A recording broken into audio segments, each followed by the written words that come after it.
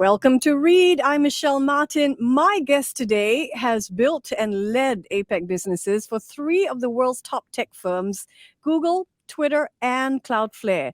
She's condensed the wisdom of 40 years in the corporate world, leading U.S. companies across new frontiers and building strong teams so that you too can thrive in the world of work. She says you should think of caring for your career like you would any other relationship in your life.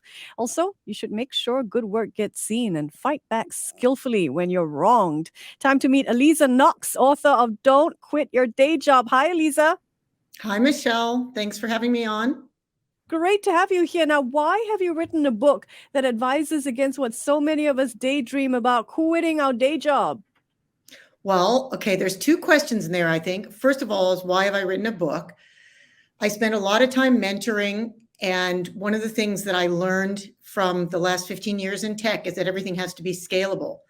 And since there are only 24 hours a day, except for the few days when we fly from here to the US, and since I don't even really like coffee, there are only so many coffees I can have to mentor people. It's very informal. People tend to come to me for advice, I suppose, because I'm older, because I'm a woman, because I've been in tech. And so I thought, why not try to write it all down, at least the basics, and share it as a way of giving back after all these years of work. And indeed, the author profits are going to a group called Vital Voices, which is about getting women in leadership. So I'm giving back in that way too. But the book is not really just for women, it's women and men. And it's not really against the zeitgeist, to answer your second question. I'm not saying never resign. What the book is about is you don't have to get many of the things you want. So, for example, I've been reading, I think there was an article in the Wall Street Journal just last week that people who have resigned during the quote, great resignation or great reshuffle aren't necessarily finding the new jobs all that much better. Many have found that the roles are a poor fit, or that the frustrations from the last role exist in the new ones too. And almost 5% of them, according to LinkedIn, have boomeranged, meaning gone back to where they were before. And I think that's because people's expectations are really high of what they're going to get from their job.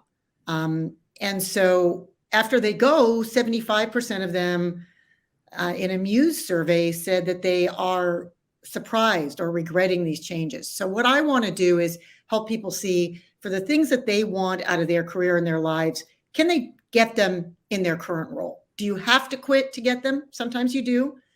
Or can you do it in your existing job? And that's what the book's about. Great. So this book is like a condensed mentoring session. And I'm wondering if I'm mentored by you, Aliza, do I get to step into that beautiful home that you're joining us from? Gee, I sure wish, Michelle. No, usually you're seeing me at Lucid or CSH Hardware on Tierwit, near where I live. That's the home is aspirational only, and so is playing the piano. Speaking of aspirations, a lot of people build in a lot of hopes into their job. They want to find work that will give them meaning. And there are people out there who find that their work is becoming their lives. And they do want to quit their job so they can get better work-life balance. How could this book help them?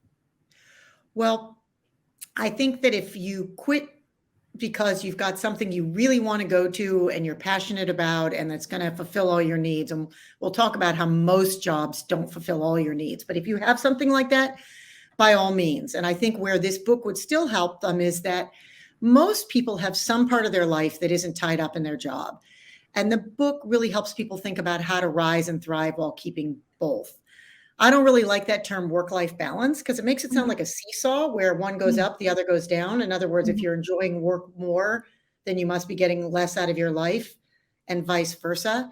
And my book is about not necessarily giving up one for the other. You don't have to do, you don't have enough time, sorry, to be able to do everything, but you might find that an outside activity that you're really passionate about. So an example in the book is a woman who in Los Angeles, who was a professor, didn't get a job she really wanted, threw herself into something she really cared about on the side. She still had her original job for the ACLU, which is an organization in the US that makes sure that all voices are heard, if you will, and the American Civil Liberties Union, freedom of speech. And She worked on that for a number of years. And in the end, because of that work, very indirectly, she had developed the kind of, she was on their board, she had developed the kind of experience that was wanted for the job she originally didn't get. And the second time this job came up, which was a very big teaching and think tank role in Rome, which is not where she lives, she got the job because of the things she threw herself into on the side. So I think even for people who see most of their passions at work, the book helps them understand how to maybe have a bit of everything that you want at different times. You're not going to have it all at once. Did you follow your passions towards, your first careers or your initial job? It's funny. I didn't have any passions. When I was growing up, I took some tests at Stanford University, which is near where I lived, to make money as a high school student because they have a PhD program there. And those exams, one set of them I remember said I could be a forester or a clergy person. It said Neither the one same of thing for those. me. It said What? forester for me. Yeah, we share that in Really? common. Yes. Well, Michelle, we need to get some lumberjackets and go out and chop down trees somewhere. We might really Although, be good at it. Yeah. yeah, although I'd rather be planting them at this stage with our environmental crisis. But well, that's funny. So that didn't sound very good to me, and I guess it didn't to you either. Mhm. I went to a liberal arts college where I did not have to choose a career until after I graduated, and I kind of fell into banking. So I would say my career has been more squiggly. There is a book written by two women in England called The Squiggly Career. It hasn't been, Yeah. here's someplace I wanted to go, and I'm going there, and no questions asked. I just driving to get there. It's really been Yeah. more driven by curiosity, opportunity, keeping an open mind, finding out what I Mm. enjoy. And you And that's share a lot some of of my these courage. mindsets, right? You share these 6 mindsets in this I do. book, really. Aliza Yeah. Knox is my guest. She's the author of Don't Quit Your Day Job, which was co-written with Wendy Paris. In what ways, Aliza, does caring for a career mirror the sort of care you need to give a relationship? Well, it's interesting, Michelle. I think that because most of us start working right after university or high school, we probably are in careers longer than we're in marriages if we don't get married right away. And we've mostly, I think, been trained or have read, I certainly have, that if you're in a relationship, you can't put all your expectations on that one other person, the spouse, boyfriend, girlfriend, partner, or whatever. They can't fulfill all your needs. And yet, somehow in our career, we've gone from expectations. I think when I first started working, that look, this is a way to make money and therefore, support your lifestyle, whatever that is, have a home, raise children, go camping a lot, um, travel, buy flowers, whatever it is, to we want to work for a mission driven firm, which I think is entirely possible and a good goal for many people, to gosh, your career should fulfill all your needs. And that's a pretty high bar, and it may be too much to expect. Mm. So I think what you need to do is think about which things you can get from your career and which things you can't, and how are you going to get them someplace else. Aliza, you served as the first female partner in Asia at the Boston Consulting Group. And you've also been featured in a book on women on boards here in Singapore. I want to talk to you about a topic that very often women in leadership like to debate. Is agreeability important to being considered promotable, Aliza? Uh, Michelle, it is. And I think the term often used is likability as well. And this is one area where there seem to be quite different standards for men and women. Women run into what's called the double blind paradox, where men can be both powerful and likable, whereas women are supposed to project authority to advance in the business world. And right now, the more powerful they appear, the less they're liked. So you've probably read the Heidi Howard case, which I think was done first at Harvard, that shows when they took a resume and put Howard on for one set of students and readers and Heidi on another, describing exactly the same person. And the person was shown to be highly assertive and successful. Mhm. And the leader was considered far more appealing when the name Howard was on it than when the name Heidi was on it. So it is a concern, and I think it is still a challenge. There's a recent study that I saw coming out of Stanford Business School, which says that women who are aggressive, assertive, and confident, but who can turn these traits on and off, depending on the social circumstances, get more promotions than either men or other women. But I think that's challenging because not everybody is trained up for that. And it is still a double bind in that women have to do this, whereas men do not. Yeah. Is there anything more important than competence in your point of view in terms of being able to advance on the career path? I don't know if it's more important. I really think there's a lot to be said for doing a good job and delivering. I would say equally important is trust, and trust leads to a lot of things. So trust really matters at work. It's the glue, and probably matters in relationships too, if we want to go back to that. It's the glue that bonds people together and keeps them showing up and pitching in. I think it facilitates collaboration, exploration, and growth. And as a leader, creating trust with your colleagues trickles down, directly impacting results. Kim Scott, who's an author who wrote Radical Candor, among other books, says your ability to build trusting human connections with the people who report directly to you will determine the quality of everything that follows. So I think, if we expand on this, what does trust mean in the workplace? Does it mean that your regular lunch buddy isn't going to cheat on you by having sandwiches with Daisy in HR? No, that's not what I mean. There's a professor at Harvard, Sedal Neely, who's just written a book on remote work. And she says workplace trust falls into two categories: cognitive trust and emotional trust. So cognitive trust means you trust the person has the skills to do the job well. That's around the competence. Can they get it done? Are they going to deliver effectively on time? And then there's emotional trust, which is what I'm talking about here, which is more subtle and based on the feeling that others care about you and your well-being. And then this trust helps you to build connections, in turn creating social capital. And it's also a part of employee engagement. And engagement's really important. Companies with employee engagement, high employee engagement, have like 37% lower absenteeism and 18% higher productivity. I could go on and on. So I would say trust, and that ability using trust to build connections, is as important as competence, but it doesn't replace it. I've often wondered if trust is somehow twinned with this whole idea of showing face at work, which is a very Asian concept. Show your boss face.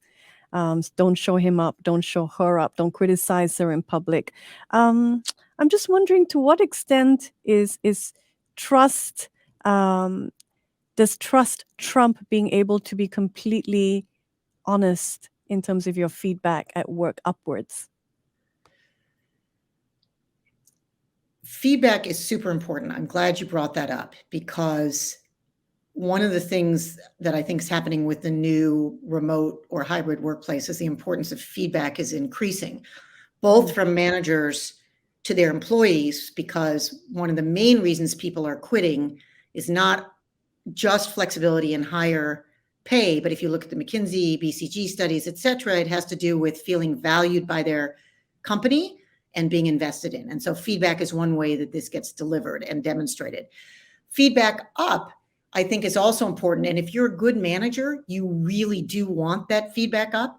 And whereas when you're managing an employee, you probably want the ratio of positive to constructive to be 7-3 or 10-1. When you're a manager, you really need it the other way. You should probably be asking for 10 points of constructive feedback or development. And, maybe hopefully the employee has one good thing to say to you. I think it's tricky. It depends on your manager. A good manager will really welcome the feedback.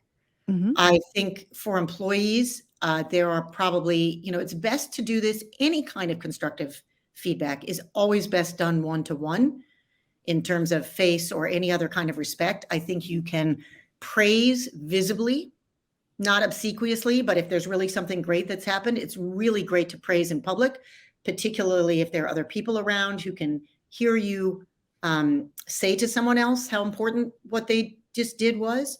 But I think constructive feedback should always be done in private. You don't want to embarrass anybody. And I think what you really, really want to do is make it not personal. The best you can do is to say, you did X, or X happened, it resulted in Y. Next time, could we do Z instead? Mm-hmm. So it's just about outcomes. and results as opposed to saying something personal to a boss. And I agree, it can be hard to handle. And, sometimes something I learned early on that someone said to me that I thought was really valuable is, bosses have feelings too. Yeah. Just because they're your boss and they might get paid more doesn't mean that you can just throw anything at them however you'd like to deliver it. They're people. Yeah. Yesterday we had Daniel Pink on the show. So he's written Drive and he's written a great Yes. new book called The Power of Regret. And I asked him, I said, to what extent do you think leaders who want to be seen as bulletproof, how is regret an important tool for them to be able to talk about their regrets in public, for example? And he echoed that point about leaders having feelings and then elaborated, of course, on regret and leadership. But I want to switch the conversation slightly in terms of your ideas on the key mindsets that you advocate in this book that we need to have at work. What are some of these mindsets? You mentioned 6 in the book. What are some that have worked for you in your career? Sure. Well, I don't want to give them all away on the show, Michelle, or else nobody will want to read my book. But I think we've talked about a couple of them already. One is that you're in a relationship with your career, nurture it, just like you would another relationship. Another one that I really like is that connection trumps tech savvy, even in tech.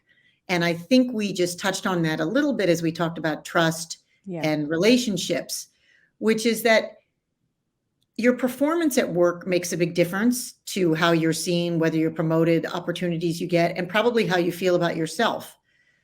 But equally important is the trust that you build, the connections that you build. And so if I think about it, some of the important things that people really need to advance, first of all, you may need mentors, which I think of as people who just give you some advice outside, as I was talking about with casual coffee. You certainly need sponsors. Those are people in the organization who are willing to stick their neck out for you so that when I'm up for promotion at the same time as 2 other people, and the company can only allow 1 promotion right now, there's somebody out there who says, you know what, Aliza's done really well at this, and this, and this is why it should be she who gets promoted now and not the other 2. That's a sponsor. I think an interesting way to look at mentorship that I talk a lot about in the book and only came to belatedly in life, but really am pushing people to do is to have kind of a personal board of directors. When you're on a corporate board of directors, you see there's this group of people who've been brought together. Their main job is to hire and fire the CEO and to make sure that the company is compliant within regulations and to guide the company. So they're not actually managing the business. But what you see is that the diversity of backgrounds, ages, styles, industries they've been in, types of jobs, whether it's marketing or operations, what country they're from, brings a whole diversity of thought that together produces more insight than one mentor, one sponsor, or you yourself would have. And so a great way to think about advice during your career is to build a board of directors. They don't have to know they're on your board. You don't have to say, would you like to be on my board of directors? That probably sounds a bit awkward. But maybe you find 6 or 7 people who know some things that you think you'd like to know or you think might be good as sounding boards, and call them up once a quarter or take them out if they have time. Learn about what they do and maybe have the chance to ask them some questions once in a while. So an example for me, because even though I've lived in Singapore for 18 years, I'm not Singaporean. I'm a PR, but I can never be from Singapore. And one of the people I see a lot is a very well-respected Singaporean board member whom I greatly respect and has a lot of insights that get shared with me that I would never otherwise have access to. Fascinating. Now, share with us, this is your first book, Aliza. Where are you now in your career? How would you define which stage or where you are at now? I've been calling this Aliza 3.0. You can't spend 15 years in software and not think about releases. So 1.0 was the Boston Consulting Group and Financial Services. 2.0 was Google, Twitter, and Cloudflare, and a short stint at an Australian startup. And 3.0 is boards. I'm sitting on 4 boards right now, 2 private, 2 public, writing, a bit of mentoring. I have 2 very official mentees, an Afghan young woman whom I met through the Asian University for Women, who's now at a university in the US, and who, after getting her out of Kabul, and an Australian female Olympian. So those are my two really big commitments. And then I'll see where this takes me. I'm trying to figure out what to do when I grow up. Still a lot of growing to do, Aliza, from the looks of things. Thank you for joining us this morning. Money FM 89.3.